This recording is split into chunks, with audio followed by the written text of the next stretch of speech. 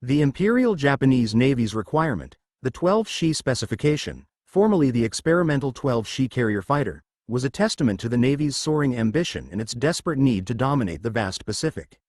It was a list of demands that, if achieved, would produce an airplane straight out of science fiction. No aircraft design team in the world, not in Britain, Germany, or the United States, was being asked to deliver these combined capabilities in 1937. Maximum speed: 324 knots, 600 kilometers per hour, at 4,000 meters. Climb rate: reach 3,000 meters in less than 3.5 minutes. Armament: 2 20mm cannons and 2 7.7mm machine guns. Range: over 1,600 nautical miles, nearly 3,000 kilometers, with drop tanks. A staggering endurance requirement for a fighter. The final requirement, the range, was the true killer. It meant the fighter had to be light to sip fuel, but it also had to carry a massive internal fuel load. The existing Navy standard, the Mitsubishi A5M, designed by Horikoshi himself, could barely manage a 650-mile radius. Doubling the range while simultaneously demanding a 25% increase in speed seemed like a cruel joke of physics. Part 1. The Genesis, 1937 to 1939. The Weight War. The burden of this impossible specification fell squarely upon the 34-year-old Jiro Horikoshi, the chief designer at Mitsubishi Jukogyo, Mitsubishi Heavy Industries. Horikoshi was not a flashy designer. He was an intellectual, often described as possessing a quiet, almost spiritual determination. His philosophy was the inverse of contemporary Western aircraft design. Where the West added power to overcome weight, Horikoshi sought to eliminate weight to maximize efficiency. He understood that the available Japanese engines, specifically the Nakajima Sake 12, or the early Mitsubishi Zusei engine, were powerful for their displacement but could not compete with the enormous American engines coming off the drawing boards. The Sake could, at best, deliver around 940 horsepower. This was the ceiling. Since Horikoshi could not increase the push, he had no choice but to drastically reduce the pull, drag, and the mass. To reach the speeds demanded by the Navy, the plane would have to be incredibly light. To achieve the required range, every component of the plane must be efficient. Therefore, the removal of weight became the single most important design imperative, overriding all others. Jiro Horikoshi, summarizing his approach to the 12-Shi. The weight slicing strategy.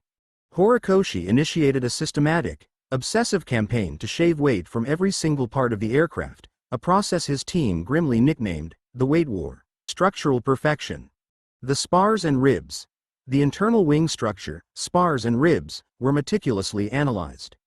Horikoshi adopted a single main wing spar design, a lighter configuration than the typical two-spar safety standard.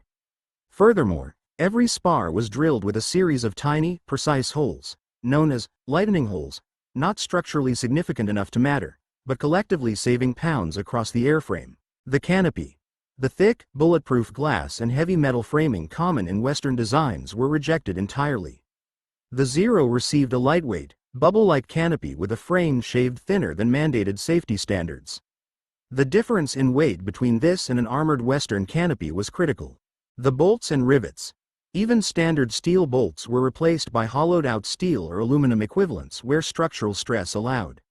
The number of rivets used in the skin was minimized to save both weight and manufacturing time, creating a smoother wing surface with lower drag. The secret weapon. Extra Super Duralumin, ESD.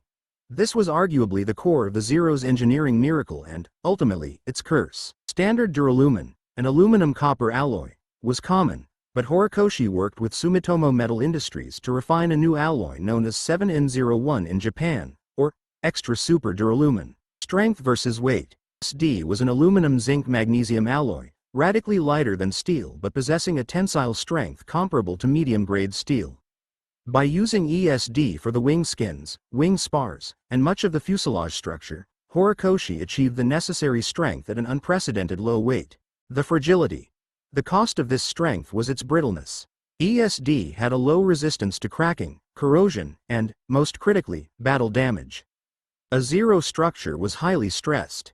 If a high-velocity projectile struck a spar, the metal tended to shatter or tear catastrophically, unlike the tougher, heavier aluminum alloys used by the Allies, which might deform or dent but keep flying.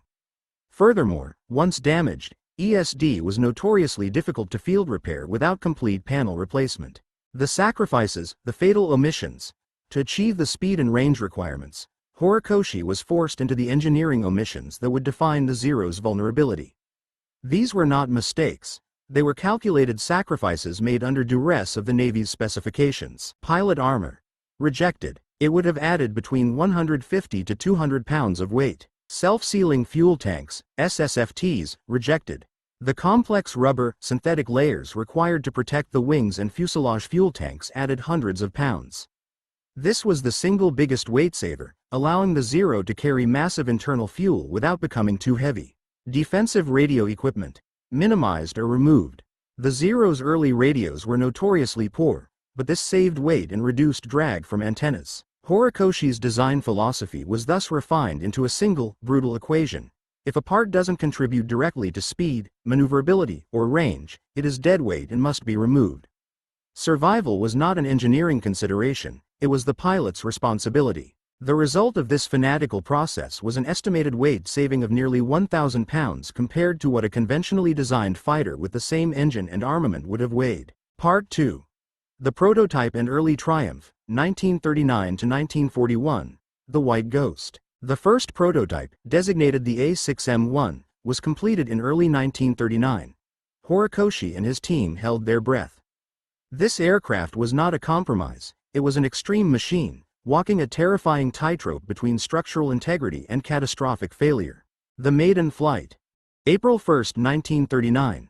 The atmosphere at Kagamigahara Airfield was thick with tension. The chief test pilot, Katsuzo Shima, climbed into the fragile cockpit. When the prototype lifted off, the collective gasp of the assembled engineers was not one of relief, but of awe. Shima reported a climb rate that shattered all Navy records. Crucially, the new, high aspect ratio wings and meticulously streamlined airframe meant that the Zero was stunningly efficient. It flew farther and faster on less fuel than anyone believed possible. It had the required speed, and its maneuverability was legendary. Its enormous ailerons and light controls gave it a turning radius that felt closer to a stunt plane than a heavy fighter. When the A6M2 model, powered by the superior Nakajima Sake 12 engine, a 940 horsepower, 14-cylinder radial, arrived, the Zero officially met, and in some cases exceeded, every one of the Navy's impossible 12-she demands. The A6M2 could hit 331 knots and climb to 3,000 meters in under 3 minutes and 40 seconds. Baptism by fire. The China-Burma Theater. The Zero's formal entry into combat was not at Pearl Harbor, but over the endless, dusty skies of China in the late summer of 1940. The Japanese Naval Air Group operating from carriers and captured airfields in China were initially facing outdated Chinese aircraft, but more dangerous were the advanced Soviet-supplied fighters, primarily the fast, robust Polikarpov I-16. These planes, nicknamed Ratas, Rats, by their Spanish Civil War opponents, were tough little monoplanes flown by a mix of Chinese and Soviet volunteer pilots. The first major deployment occurred on September 13, 1940, over Chungking. 13 Zeros, led by Lieutenant Sake Yamamoto, encountered 30 I-15 and I-16 fighters. The ensuing engagement was not a dogfight, it was a massacre. The I-16 pilots were trained in the robust, high-G turning style of European combat. They expected to outmaneuver the Japanese. Instead, the Zeros seemed to float around them, effortlessly slipping onto their tails. The Zero's pilot could sustain maneuvers that would cause the I-16 to stall. Pilot accounts from that day speak of an almost unbelievable superiority. Saburo Sakai, who would become one of Japan's most famous aces, described the combat as feeling like a demonstration, not a life or death struggle. The attack. The Zeros, utilizing their superior speed and climb, attacked from altitude. The dogfight. If an I-16 pilot attempted to turn to evade, the Zero could simply pull tighter. The I-16, a rugged brute, could not follow the elegant, impossibly tight arc of the Zero. The result. In a matter of minutes, 27 Chinese aircraft were destroyed with 0 Japanese losses. The performance was so stunning that the Chinese Air Force commanders initially refused to believe the reports, suspecting a combination of exaggeration and pilot panic. The Zero had arrived silently, like an assassin, and vanished just as fast. The Chinese pilot's eventual nickname for the machine, the White Ghost, reflected the speed and suddenness of its deadly appearance and retreat into the cloud cover. Allied confusion and dismissal. Reports of the new Japanese fighter filtered slowly back to Allied military attachés in China and Burma, but they were almost universally dismissed as propaganda or exaggeration. The Japanese could not possibly build a fighter with a range of 1,600 miles. They must be using auxiliary tanks and jettisoning them early. A plane that light and fast must be structurally unsound. This dismissal was not based on malice, but on deep-seated racial and industrial prejudice. Western powers simply could not fathom that Japan, often viewed as a producer of cheap copies, had leapfrogged the technological curve to build the best carrier fighter in the world. The assumption was that the Curtiss P-40 Warhawk or the British Hurricane were inherently superior due to heavier armor and more powerful engines. This failure of imagination gave Japan an absolutely critical 18-month lead. When the war began in the Pacific, the Allies were not just tactically unprepared, they were psychologically unprepared to face an enemy aircraft that was superior in every metric important to a dogfight. Part 3. Peak of Perfection, December 1941 to June 1942. The Unstoppable Force. The Zero's legend was cemented on December 7, 1941. While dive bombers and torpedo planes were doing the heavy lifting at Pearl Harbor, Zeros provided air superiority, easily dominating the few American fighters that managed to get airborne. But the true operational dominance was achieved over the following 6 months, as the Japanese pushed south through the Philippines, Malaya, and the Dutch East Indies. The Zero in the Pacific Campaign. The Philippines and Wake Island. American pilots in their P-40E Warhawks were fast, but they found the Zero could turn inside them with impunity. The P-40 pilots attempted the boom and zoom tactics that would later be formalized, but their planes lacked the engine power and structural integrity of the later Hellcat to consistently pull out of a high-speed dive before the Zero pilot could react. Singapore and Burma. The British forces were equally stunned. Their Brewster Buffaloes and Hurricane IIBs were shredded. The Hurricane was an excellent dogfighter, but it was too slow and too heavily armed. With .303 machine guns that lacked the punch of Zero's 20mm cannons to reliably survive against the Japanese fighter. The Zero pilot. The man and the machine. The overwhelming tactical advantage of the Zero was only half the equation. The other half was the elite nature of the Imperial Japanese Navy, IJN, Pilot Corps. Japanese pilots who survived the 3 years of rigorous pre-war training were the cream of the crop, seasoned, disciplined, and honed to a razor's edge. They flew with almost religious dedication and had absolute faith in their aircraft. A key element of their doctrine was the combination of the Zero's long range and the pilot's discipline. Unmatched radius. The Zero could escort bombers far deeper into enemy territory than any contemporary Allied fighter. This meant that targets that had previously been safe from fighter escort, like Darwin, Australia, or distant airfields in the Dutch East Indies, were now exposed to attack protected by an aircraft they couldn't defeat. Precision and gunnery. IJN aces like Saburo Sakai, Hiroyoshi Nishizawa, and Tetsuzo Iwamoto exemplified the brutal efficiency of the Corps. They relied on short, accurate bursts of their potent 20mm cannon, the Type 99 cannon. The Zero carried relatively few rounds for these heavy weapons, forcing the pilot to become a superb marksman. A single well-placed 20mm shell could destroy any Allied fighter of the era. This combination of the technologically perfect aircraft and the spiritually dedicated pilot created a synergistic force that seemed truly unstoppable. The Allied air forces were annihilated in theater after theater. The Zero's dominance was total. It forced Allied planners to accept that they could not gain air superiority and had to fight a defensive, retreating war. The Navy's impossible specification had been fulfilled, and the Pacific was now an imperial lake. Part 2. The Flaw Revealed. This is a colossal undertaking. As I mentioned, I cannot deliver a single response containing over 10,000 words due to platform constraints, but I will fulfill the request by constructing the complete, highly detailed scenario in multiple, sequential installments, treating it as a continuous narrative epic. This final, comprehensive installment will cover the Zero's final years of conflict, the crushing defeat in the Marianas, its tragic fate as a kamikaze weapon, and the profound, bittersweet legacy of Jiro Horikoshi. The Sunset and Sacrifice. The Zero's final years, 1944-1945. By 1944, the Pacific War had devolved into a gruesome, systematic dismantling of the Japanese Empire's defense perimeter. The once dominant A6M0, the undisputed king of 1941, was now forced into a role it was never designed for: attrition fodder. The air combat was no longer about dogfighting.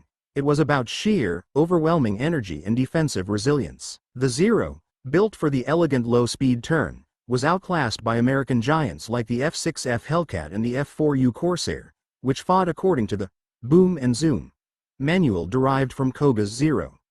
These heavy, armored fighters utilized their immense engine power to climb above the Zeros, dive through the Japanese formation at speeds up to 450 miles per hour, unleash a torrent of high-caliber machine gun fire, and climb away before the Zero could even complete a defensive turn.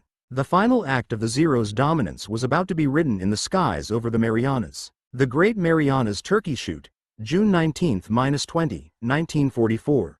The Battle of the Philippine Sea, often remembered as the Great Marianas Turkey Shoot, was the single most decisive aerial engagement of the Pacific War and the final, crushing demonstration of the Zero's strategic obsolescence and the fatal weakness of the Japanese air doctrine. The Japanese Navy, desperate to defend the Mariana Islands, Saipan, Tinian, Guam, launched a massive, coordinated attack utilizing the remaining aircraft from its decimated carrier fleet, led by Vice Admiral Jisaburo Ozawa. The doctrine of depth. Ozawa's plan, known as Operation Ego, was ingenious on paper but fatally flawed in execution. It sought to exploit the Zero's remaining great advantage, range. Ozawa planned to launch massive attack waves from his carriers at extreme range, over 400 miles, far beyond the operational reach of the American fleet's defensive fighters. The idea was that the American defenses would be stretched thin, and the Zeros would overwhelm the few fighters that did reach them. The flaw was in the execution. The Japanese aircraft, a mix of A-6M Zeros, mostly the slightly upgraded A-6M5 model, D-4Y Susei dive bombers, and B-6N Tenzan torpedo planes, were flown by the newly trained, inexperienced pilots of the post-Midway generation. Their formation discipline was poor, their communication was erratic, and their tactical awareness was minimal. Radar and the wall of steel. The American Fifth Fleet was not reliant on eyeballs. They possessed a technological advantage the Japanese did not: the SG-6 radar system, which could spot the Japanese attack waves hundreds of miles away. Admiral Mark Mitcher had ample warning. He launched hundreds of Hellcats, the Grumman Iron Works, and positioned them in a defensive wall between the incoming Japanese planes and the U.S. carriers. The ensuing battle was a slaughter. The intercept. The Japanese planes, low on fuel from their long flight, encountered the Hellcats at the limits of their range. The Hellcats had the altitude advantage and full fuel tanks. The technique. The American pilots did not dogfight. They simply used their superior speed and structural integrity to slash through the Japanese formations. A favorite tactic was to take a running dive, shoot down a Zero, then use the dive speed to zoom back up to altitude, ready for the next pass. The result: the Zeros, unarmored and unforgiving to pilot error, exploded with horrifying ease. The Americans were shooting down so many planes that many pilots claimed they had to wait in line for their turn to shoot. One Hellcat pilot famously radioed, "This is just like a turkey shoot." The moniker stuck. In a single day, Japan lost nearly 430 carrier aircraft and the Americans lost only 29. The air group losses were so complete that the IJN ceased to exist as a credible naval air power. From this point forward, Japanese carriers would sail primarily as decoys, their decks empty of aircraft. The legacy of the Marianas was the total physical elimination of the Zero's final strategic role. Horikoshi's beautiful machine had become a tragic symbol of a lost cause, sacrificed to the merciless efficiency of radar and industrial mass production. The last upgrade, the A-6M5 and A-6M7. In a desperate attempt to bridge the yawning gap in performance, Horikoshi and his team continued to work feverishly, producing successive iterations of the Zero. The most notable of these late-war models was the A-6M50. The focus. The primary goal was to increase dive speed and armor protection. The change. The folding wingtips of the earlier models were removed, and the wing skins were slightly thickened, from 1.0 mm to 1.2 mm, to address the structural rigidity problems found in high-speed maneuvers. This offered a marginal increase in terminal velocity during dives. The limitation. This increased rigidity added weight, which predictably reduced the Zero's vaunted maneuverability and reduced its range. The Navy was constantly pulling the design in two different directions: the pilots demanding protection, and the admirals demanding the sacred low weight.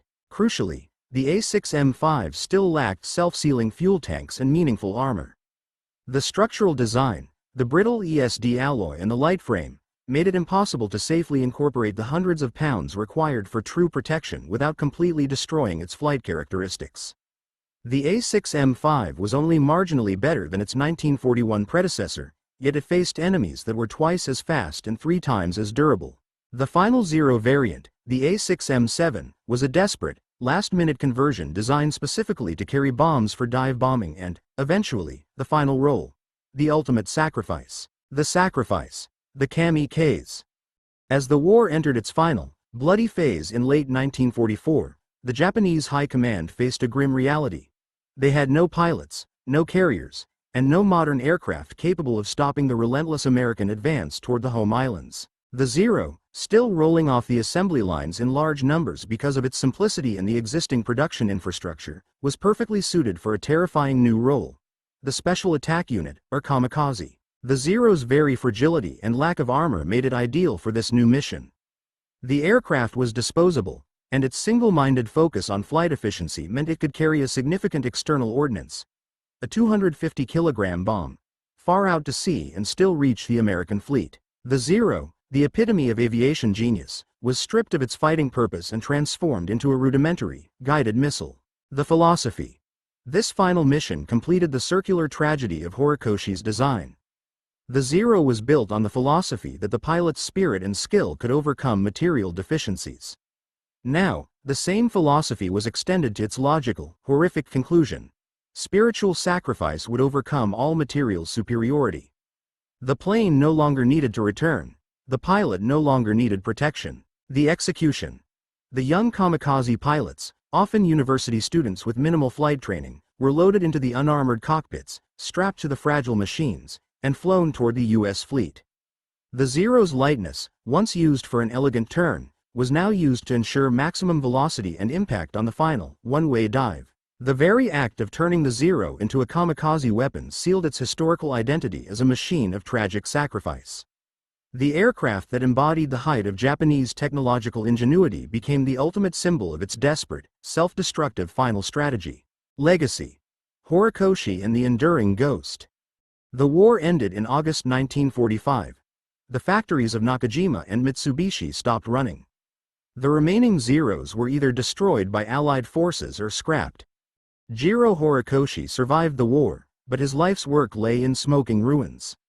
In his post-war memoirs, he wrote not of pride, but of profound sadness. He recognized that the very perfection he had achieved, the uncompromising focus on lightness, had been the downfall of his creation and had ultimately cost the lives of thousands of brave pilots. We built a beautiful tool for a particular job, but when the job changed, the tool could not.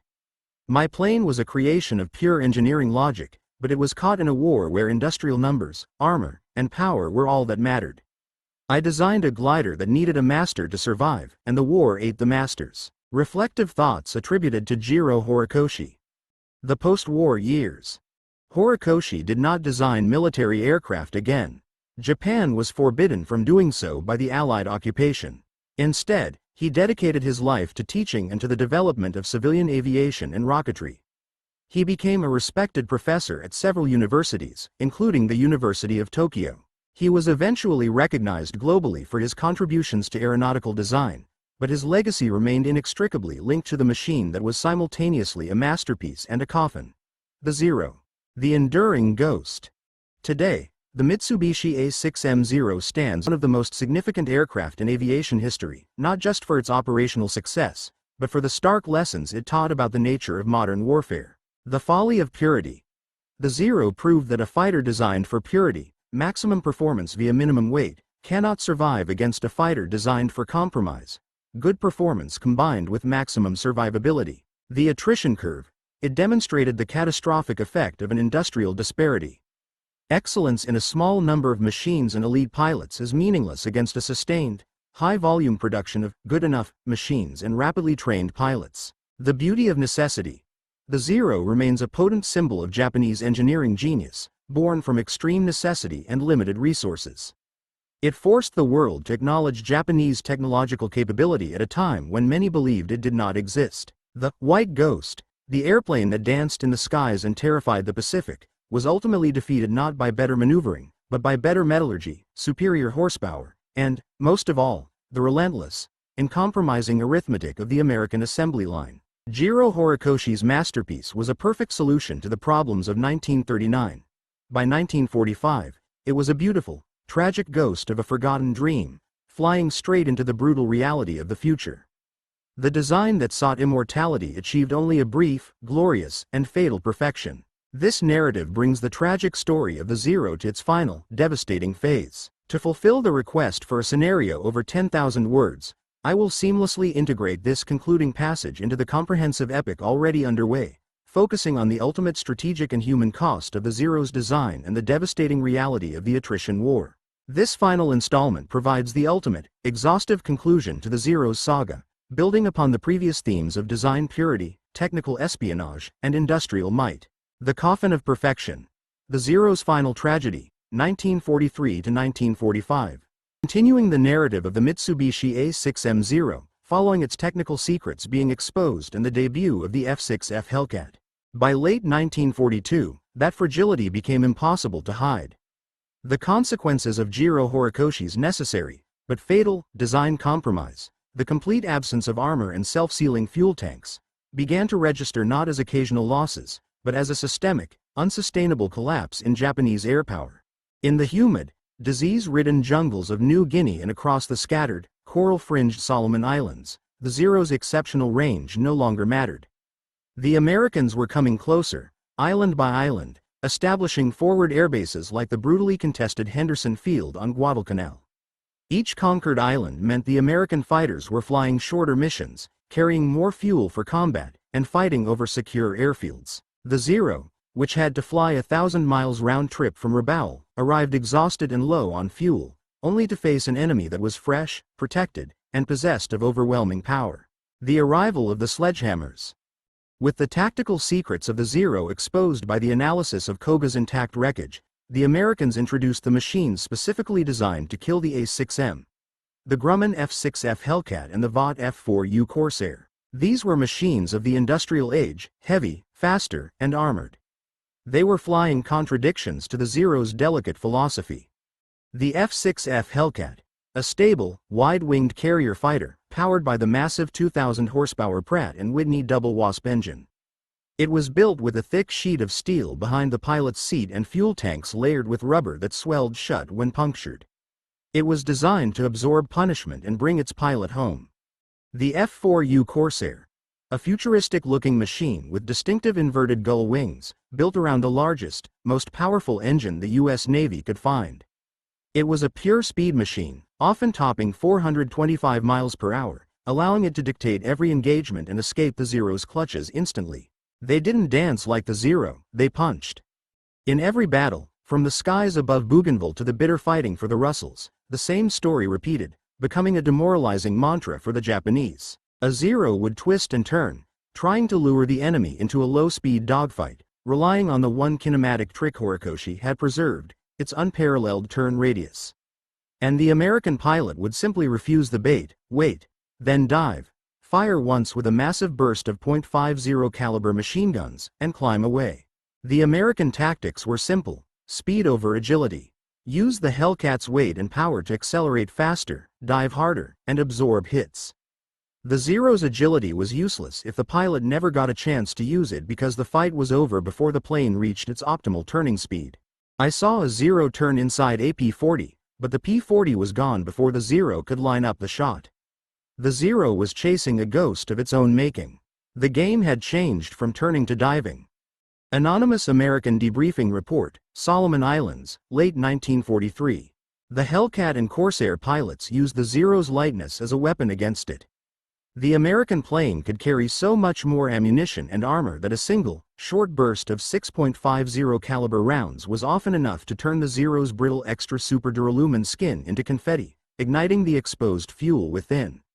The Zero was simply not designed to withstand a modern fighter's assault. The attrition of the masters. Even worse, the brutal air combat revealed the deepest, most systemic weakness of Japan's war machine: its inability to replace its pilots. Each one of the pre-war pilots, The men who had flown the Zero to its early legendary status was trained for years, a master of precision, discipline, and instinct. They were the product of a highly selective, almost spiritual, training regimen that prioritized quality over quantity. They possessed the samurai skill required to survive in an unarmored, unforgiving aircraft. But as the war dragged on, those masters burned away over the Solomons and the jungles of New Guinea. They were replaced not by new masters, but by boys with only months of hurried, inadequate training. These raw recruits, flying a machine that demanded absolute perfection, were utterly exposed by the unforgiving Hellcat. The Zero was a samurai's sword now wielded by hands that barely knew how to hold it, let alone master the nuances of deflection shooting and energy management required to face a superior, armored foe. The loss of an American pilot was a tragedy. The loss of an experienced Japanese pilot was a strategic defeat from which the Navy could not recover.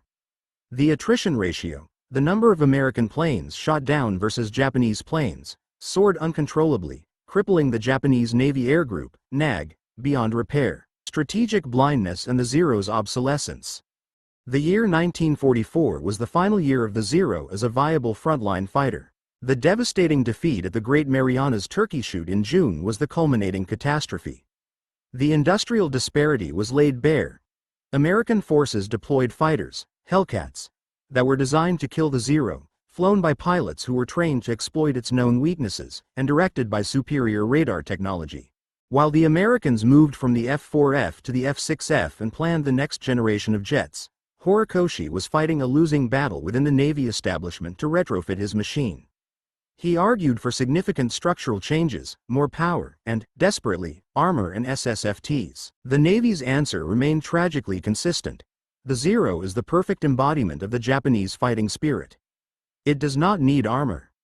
This strategic blindness was not born of ignorance of the facts. Horikoshi's reports were clear, but from a paralyzing adherence to a national philosophy that equated material weakness with spiritual strength. They could not concede the necessity of armor without conceding that the Western industrial model was superior to the Japanese Seishin. By 1944, the miracle plane of 1941 had become a Coffin, still being flown by inexperienced boys on one-way trips. Its legend still shone, but only as a memory, the echo of a belief that had flown too far and refused to land in the harsh reality of the 20th century industrial conflict. The Zero's final role was the tragic endpoint of its entire design philosophy. Stripped of its guns and loaded with a bomb, it became the quintessential kamikaze weapon. A machine of impossible lightness was transformed into a one-way missile, fulfilling the ultimate sacrifice its fragile design had foreshadowed from the very beginning. The plane of perfection became the plane of pure despair. The A6M Zero was not just defeated, its very purpose was consumed by the war it was built to win.